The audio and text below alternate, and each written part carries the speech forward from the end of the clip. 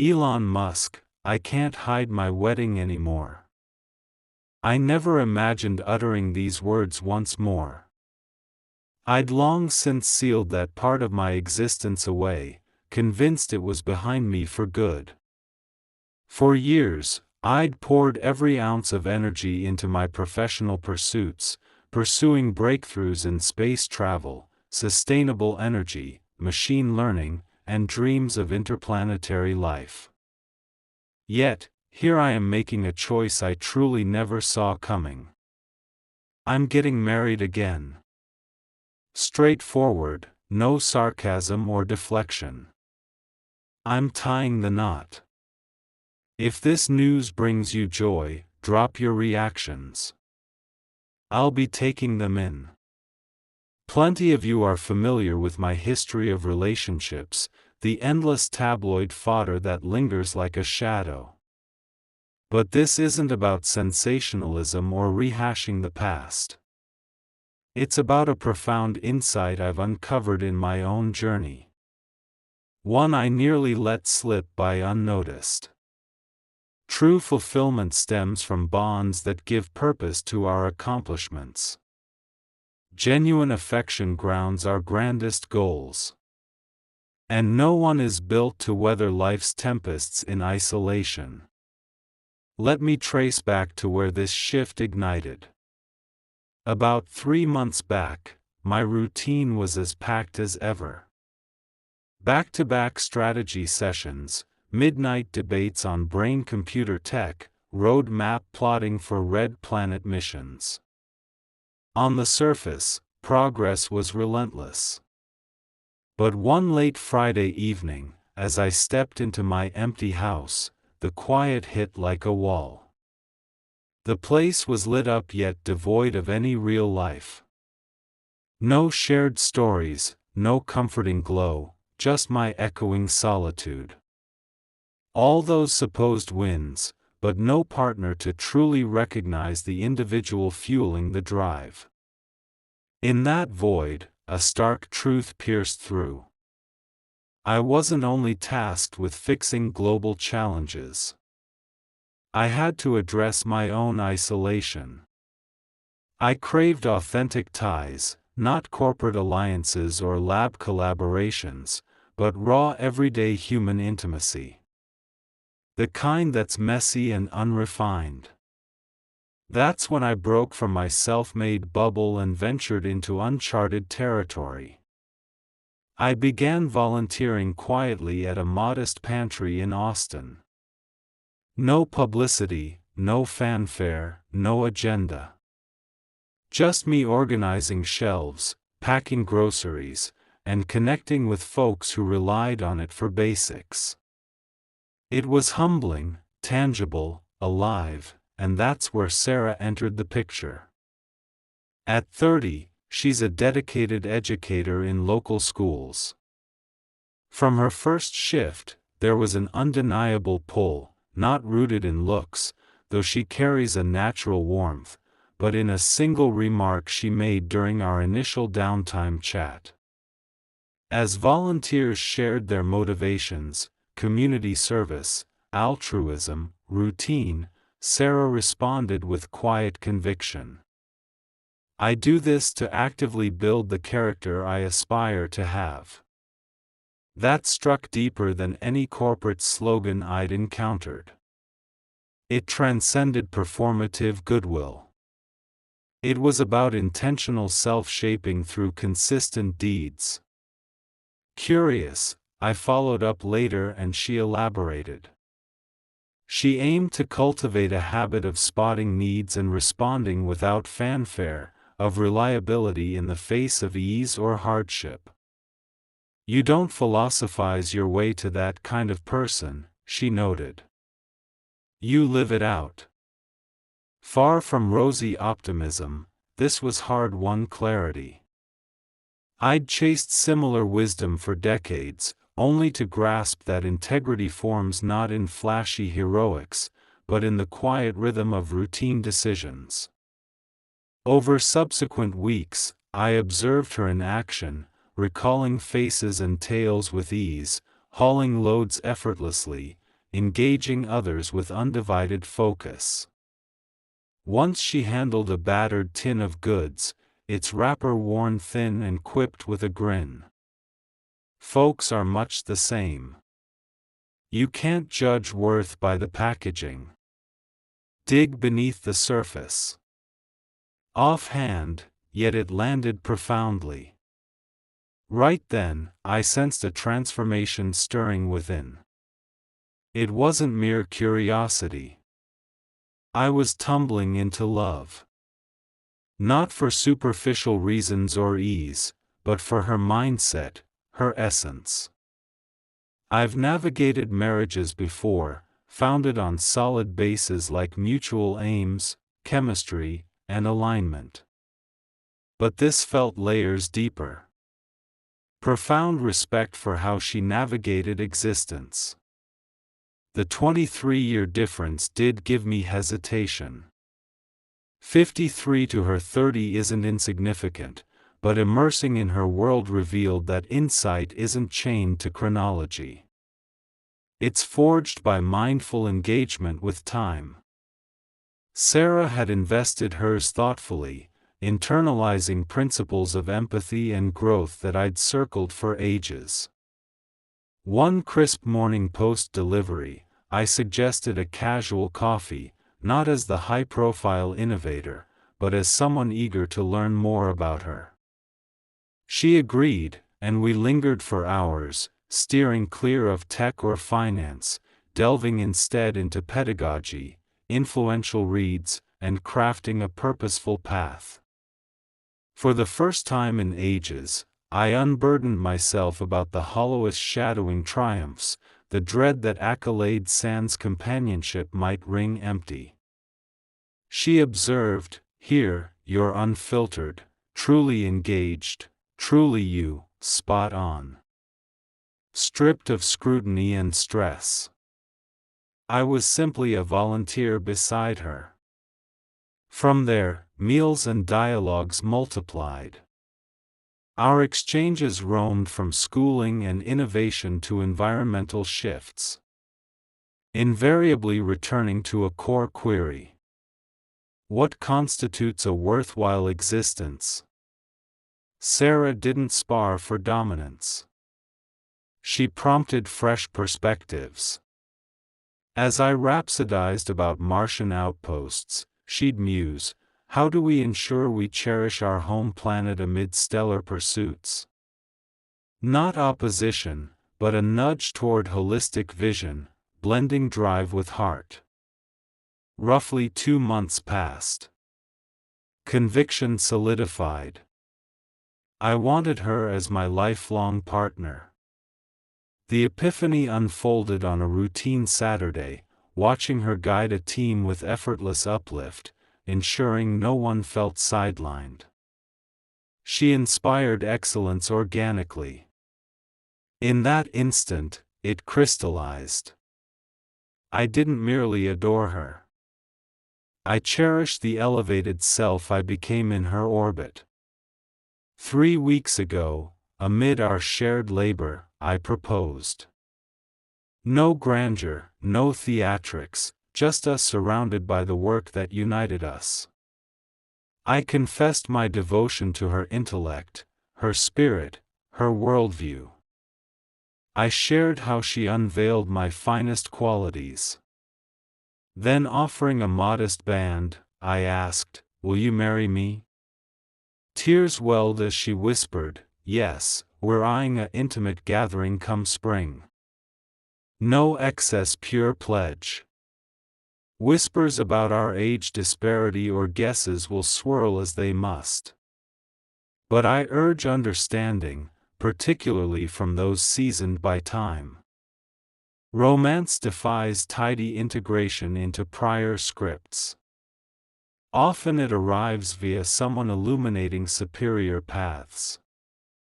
Sarah illuminated that virtue thrives in mundane routines, purpose blooms in persistence, and mature bonds deepen with earned clarity. To those convinced romance has evaded them, dismiss that notion. Timing never bars it. Surprise awaits from encounters reshaping your lens, but it demands openness, authenticity, flaws exposed. Sarah might have selected a peer unburdened by my notoriety. Yet, she embraced me, the everyday guy in the storeroom, not the mogul. That's the devotion worth the wait. One sprouting from mutual clarity. That's my impetus for this disclosure. Not mere elation, but to affirm love endures, intensifies with experience, revealing true priorities. And it often ambushes when least sought amid efforts to evolve into your ideal self.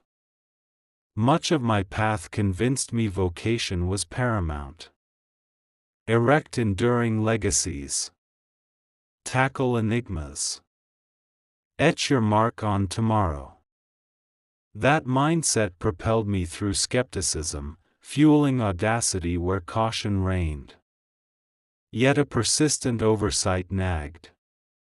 Triumphs can't supplant intimacy.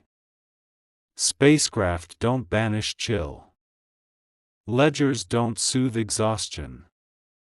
Distant cheers don't mend seclusion. Post-spotlight. I resisted immersing in blueprints, prototypes, grueling itineraries, believing intensified effort would seal the gap. It didn't. We're wired beyond mere aspiration. We require bedrock, rapport, faith, devotion. Devoid of them, pinnacles echo faintly. I'd revisited this lesson painfully, not from relational ineptitude, but from neglecting space for others amid my whirlwind. I anticipated mates to conform to the frenzy. When they faltered, I chalked it to fate, resigning to solitary grandiosity over tender closeness. Retrospect reframes it not inevitability, but oversight. Detached ambition eritus from within. Sarah's arrival dispersed that fog, not through ultimatums or alterations, but by exemplifying balance I lacked. She embodied attentiveness while I evaded, generosity while I chased, self-cultivation while I enacted expectations. Her proximity unveiled my famine amid plenty. A yearning wealth ignores. You can amass fortunes, spawn sectors, pierce skies, yet ache in quiet abatis. That ache craves recognition, comprehension unbound by feats. Sarah addressed it subtly, unveiling life's cadence, noting subtle joys, a grateful glance, a kid's grip in line, shared stillness as reverence. I awoke to my oversight. I'd honed perception for mechanics and metrics, neglecting human nuance. She schooled me implicitly in rediscovery, unearthing delight in unhurried suppers, aimless strolls, aimless exchanges. For one like me, this pivot was seismic. Yet dread loomed. Rekindling at this stage post stumbles. Terrified. Inner doubts echoed. Past flops prove folly. Why expect variance? It tempted withdrawal to familiar dominion. But Sarah's early wisdom resurfaced. Vulnerability is the toll for profundity. Accurate essentials. Affection, direction, essence. Entail peril. Evasion sidesteps vitality. I pressed forward. Learning affection doesn't dispel anxieties, but renders them surmountable. Sarah didn't dispel mine. She fortified resolve to confront them raw. She affirmed openness as intimacy's gateway, reshaping all candidly. Prior bonds boasted spark, synergy, polish, yet crumbled sans essence, esteem, honor, aligned evolution. That's Sarah's gift, not mere companion, but a soul whose integrity spurs mutual assent. Vital nuance. Paradox of prominence. Assent amplifies isolation from genuine sight. Adoration or scorn distorts. Few penetrate. Sarah pierced through beholding the laborer, not the legend. Sufficient transformative. Thus a claim, however immense, pales against intimacy. External accolades fade. Internal harmonies endure in unseen gazes. Ultimately, accolades won't bedside vigil. Affection will that truth outshone any assent. Altering reality matters yet unloved, unlin, pointless. Sarah recast my narrative, revealing ambition sands hard as inert machinery, visually striking, propulsionless, irreversible insight, demanded decision, perpetual isolation, or inclusive renewal. I selected the latter. The gamble exposure mystery for a claim can't console fatigue, share mirth, affirm beyond constructs. Solely affection can know reversal post-realization. Hence concealment ends for me for you. I've engineered vessels, vehicles, ventures, eras, but this union, this bond, humanity's pinnacle creation, perhaps paramount. Gazing backward, I spot a figure teetering on self-conviction. Romance unfit. Years sacrificed to tomorrow's blueprint, conceding today's barrenness. Fractured trusts, quiet sereners to solitude's toll. Nights whispering. This defines you. Overcommit. Untamed. Unshareable. Sarah shattered that, rendering improbable inevitable not via simplicity but readiness to restart. Core takeaway: renewal knows no deadline in bonds, drive being scars and slips universal. Some nurse divorces wounds, self-doubt festering. Others mourn irreplaceable losses. Many cling to secure ruts akin to gradual demise, murmuring, fate-sealed lies. All loving, evolving, adapting, timeless, honed by trials. Later affections weigh heavier, not fleeing void or validation, but awakening optima, electing deliberately to advance united, intentional, layered. Sarah opted for complexity. Me chaos-laden seeing essence. Greatest tales birth from flawed souls bared yet chosen. That election forges bedrock, nurtures faith, enables rebirths. In vision achievements evaporate. Roles acclaim assets gone. Residue. Who remains? Who discerns you? Armorless, that query shadowed me answerless, breeding desolation. Sarah provides one viewing, not deeds but growth. Priceless, surpassing constructs. Yet affection's side depths ease. We navigate volatility, disparity, inequities, potential fissures. But candor, transparency, acknowledgement fortify lesson. Bonds thrive not evading trials but co-navigating with fortitude to the stagnant, regret-bound restart boldly, not rashly revamp present self-regard. Relational views shun past's chains, fears reign, skeptics as theft of bliss tests persist, opportunities to embody aspirations abound. Engage or withdraw.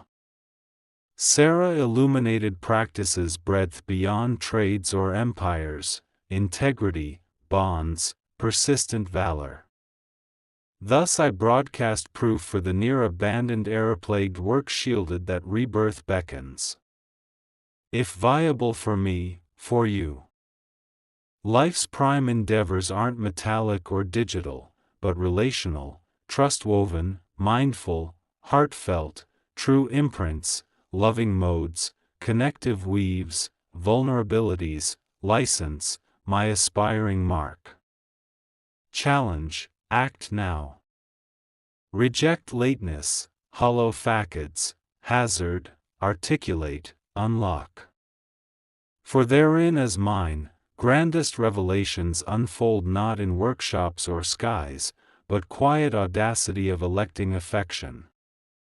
Repeatedly. My horizon retains propulsion, innovation, audacities. Now enriched Sarah, affection, recommencements, bravery. Many of you know the history. My past marriages, the public headlines that won't let them rest, the constant reminders of chapters long closed. But this moment is not about those stories. It isn't about the noise of tabloids or the echo of criticism. This moment is about something I rediscovered in my own life. Something so obvious I nearly overlooked it. The truth that connection gives meaning to achievement. That love steadies ambition and that no one is meant to stand against life's storms entirely alone. It began quietly about 3 months ago. My days were as full as they've ever been. Stacked meetings, late-night arguments about neural links, strategy sessions for Mars timelines. On the surface, progress everywhere. On the inside, silence. I'd come home late, step into brightly lit rooms that felt cold, empty, hollow. No laughter, no presence, no warmth. Just me and my thoughts echoing back that night. In that silence, a realization landed like a meteor. I wasn't just solving problems for humanity. I needed to solve a problem inside myself, not a technological breakthrough, not another company, something simpler. I needed connection, not partnerships in boardrooms or engineers in labs, not audiences or investors. Human connection, ordinary, imperfect, real. So, I started showing up at a food bank in Austin. No cameras, no press releases, no master plan. Just stacking boxes, bagging produce, talking to families who depended on that place. And that's where I met Sarah. She's 30, an elementary school teacher. When she walked in, it wasn't her looks that stopped me, though she carries a natural radiance. It was something she said during a short break. Volunteers were sharing why they came. People gave the usual answers. To help, to give back, to stay active. But Sarah's words cut through the air like a clear bell. She said, "I volunteer because I want to practice being the person I hope to become." That one sentence hit harder than any business principle I've ever read. It wasn't about image. It wasn't about comfort. It was about shaping character through action. Later, I asked her what she meant, and she explained, "You can't think your way into being that person.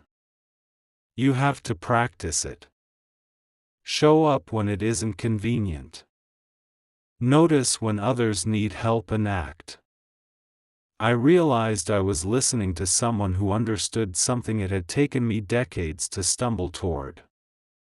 That character is formed not in dramatic moments but in small daily choices. Week after week I saw it. Sarah remembered people's names and their stories. She carried the heavy boxes without hesitation. She looked people in the eye when they spoke. Once she picked up a dented can and smiled, people are like this. You can't always see their value from the outside. That one sentence shook me. I knew then I wasn't just intrigued. I was falling. I've loved before and those relationships were real. But this was different. This wasn't about compatibility or shared goals. It was admiration. The deepest kind of admiration. I'll admit the age difference made me hesitate. 30 and 53 are not the same stage of life. But as I listened to her, I realized wisdom doesn't belong only to years lived. It belongs to how you've paid attention to them. Sarah had absorbed lessons about service and presence that I had taken far too long to learn. One morning after unloading crates, I asked her to coffee, not as Elon Musk, the headline, but as a man who wanted to know her. She said yes. We spoke for hours about teaching, about books, about living meaningfully. And for the first time in years, I spoke openly about the emptiness that sometimes shadows success, the loneliness of applause that fades when you close the door. She looked at me and said, "You're different here. More present, more yourself." She was right. Away from the noise, I could just be a man stacking boxes beside her. Dinner followed. More talks. Conversations that circled one question. How do you live a life that matters? Sarah never pushed me to argue. She invited me to see differently. When I spoke about colonizing Mars, she asked, how do we make sure we don't forget Earth while we're dreaming of the stars? Her questions weren't criticisms. They were doorways to deeper thought. 2 months ago, I knew with absolute clarity I wanted to marry her. That moment came not during a grand event, but while she led a group of volunteers on a Saturday morning, encouraging, listening, making sure no one felt overlooked. She lifted everyone simply by being herself. That was it. I didn't just love her. I loved who I was when I was with her. 3 weeks ago, I proposed. No elaborate staging, no fireworks, just the two of us in the middle of our shared work. I told her I loved her mind, her heart, her vision of the world. I told her I loved who I was beside her. Then I held out a simple ring. She cried. She said, yes. Now we're planning a small wedding. No extravagance, no spectacle, just a commitment. People will whisper about the age difference, speculate about motives. That's inevitable. But here's the truth. Love is not about fitting into expectation. Sometimes it's about meeting someone who shows you a better way to live. Sarah taught me that character is built in ordinary acts, that meaning is found in showing up. That love at its best is a practice. And she reminded me that love doesn't expire. It doesn't vanish with age or mistakes. It deepens. For most of my life, I told myself work was the answer. Build something big, solve impossible problems, leave fingerprints on the future. And that belief carried me far. It gave me the endurance to risk everything. But it also blinded me because success for all its glory can't replace love. Rockets can't hold you when you're tired. Balance sheets can't listen to your doubts. Applause from strangers can't silence loneliness in an empty home. I nearly accepted that maybe love wasn't for me. That maybe I was too restless, too consumed by ambition, too hard to share a life with. But then Sarah appeared, not with demands, not with ultimatums, simply with presence, simply with her way of noticing. She showed me a different rhythm of life. And I began to notice too. That's when I realized the truth. You can build empires and still starve for connection. You can launch rockets and still feel the weight of silence. The hunger isn't for success. It's for being seen. Truly seen. And she saw me. Not the persona, not the headlines, not the net worth. Me, the man lifting boxes beside her. That's why I can't hide this anymore. Not from myself, not from you. This love, this commitment is the most human thing I've ever built. Maybe the most important. Because in the end, success doesn't sit beside your bed at the end of your life. Love does. And when the noise fades, when the applause is gone, that's what matters. So to anyone who thinks love has passed them by, don't believe it. It is never too late. It is never too late to begin again. Scars, failures, mistakes, none of them erase the possibility. If anything, they deepen it. Because love later in life isn't about chasing perfection. It's about choosing deliberately, courageously to walk forward with someone who awakens the best in you. Sarah chose me. Not the spotlight, not the chaos, not the name, just me. And that choice is what makes all the difference. So, here's my message. Don't settle. Don't give up. Don't assume the door is closed. Begin again. Take the risk. Speak the truth. Open yourself. Because sometimes the greatest discoveries don't happen in labs or on launch pads. They happen in the quiet courage of choosing love. And for me, that choice has a name, Sarah, and a promise. A wedding I can't keep hidden anymore.